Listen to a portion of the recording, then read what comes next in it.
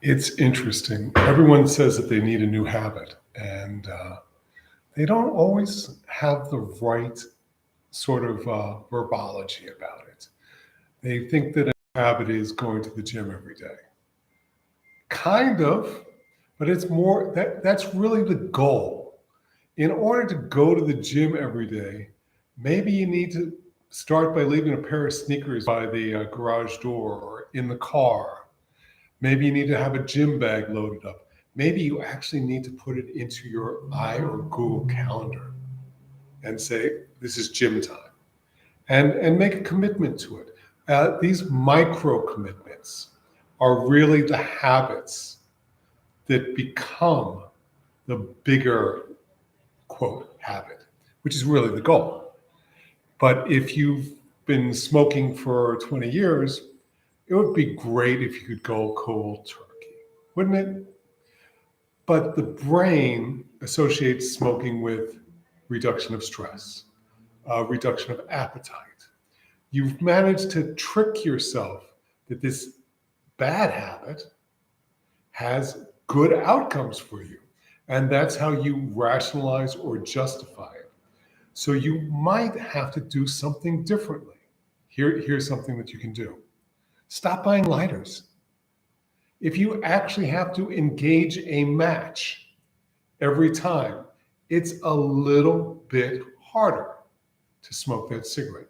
And you have to find the match. It's not always in your pocket, where the lighter lives in your in your purse or your left hand pocket. We call those things, we want to make the habits we want to do, our positive habits, let's call them, as easy as possible. And the habits we'd like to change, we want to make them as difficult as possible. So you need to actually have some sense of breaking down, deconstructing the goal into a series of habits. Now, if you've never run a marathon, maybe putting on those sneakers is your first habit. And that's enough. That might be enough for day one. Day two, you put on the sneakers and you go for a 5-minute walk. Day three, maybe a longer walk. Maybe you put on some gym shorts and see how you feel 10 minutes into that walk. And if you feel up to it, run for a little bit. Don't run to exhaustion. We want to reward ourselves when we change behaviors. We don't want to stress ourselves out. We don't want to burn ourselves out. It's amazing, and we talk about people all the time that they're an overnight success, and it turns out that they had 3 companies that went bankrupt before they hit it, or they played in 5 or 6 bands until they got any airplay on the radio and became an overnight success. My buddy and mentor, Evan Carmichael, I think he was 700 videos in before he had 1,000 views. So, it's kind of cool to break it down. Let's talk about a couple others. Do you watch too much Netflix? There are some things associated with that. What if you set an alarm with your phone or Alexa for 1 hour, 1 episode, and you got away from binging?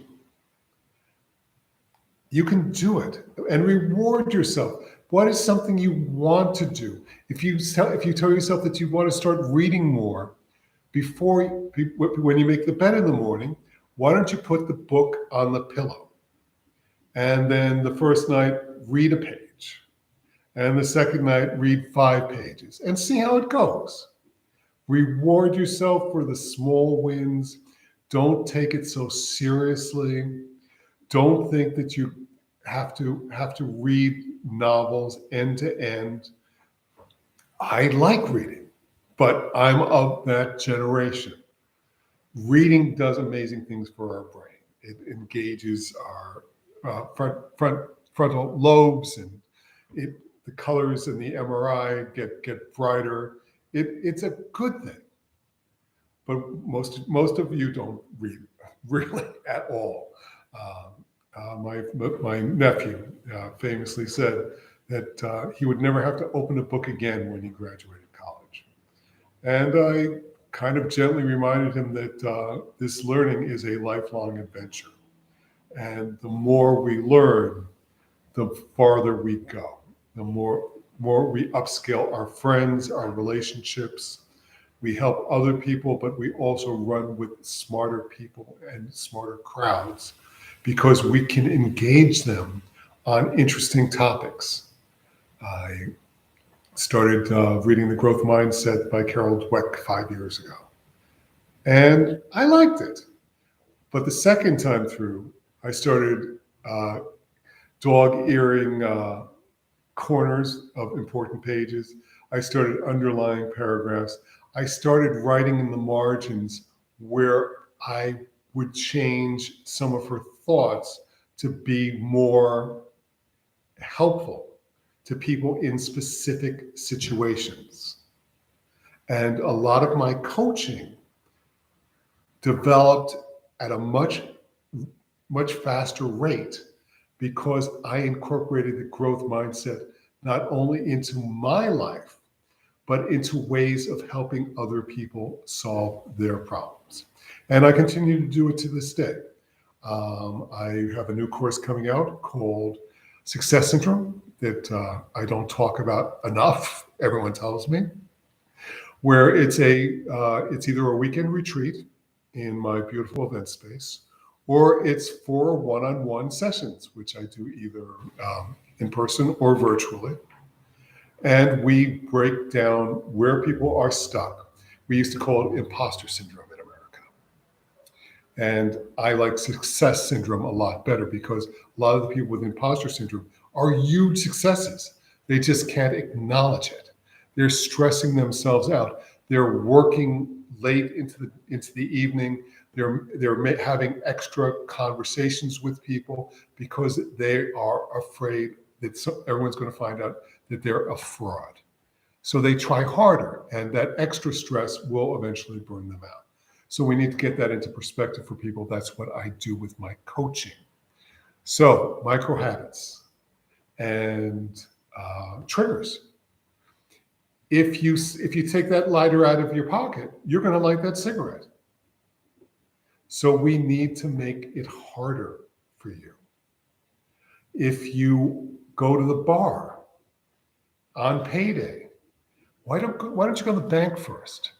And if you're not electronically deposited, if you've got a paycheck, if you've got money in your pocket, why not go to the bank first and take $20, $30 to the bar? And that way, you're good. We have a new casino in our city, and people are losing their houses, and it's a horrible, horrible consequence of the, quote, better economic activity that we're having because we have a casino. So maybe instead of taking your credit card to the casino, you take $100, pick a number, $200, and you look at it as entertainment, because the dopamine effect occurs not by winning the hand. The dopamine effect occurs by making the bet. Most people don't realize that. So making the bet is what gets us going. So once we can acknowledge that, we can say to ourselves, I am interested in the outcome of this wager. I'm not interested in getting excited about making the wager. It's just a mindset shift. But that little mindset shift might get you to putting $50 of that $100 into a mutual fund once a week, and actually having a down payment, having money saved for your daughter's wedding, having some retirement savings put back, having that emergency fund I am always saddened to see GoFundMe's for funerals. It drives me crazy because which is just a little bit of life insurance. You can cover that. You don't have to put that on your family.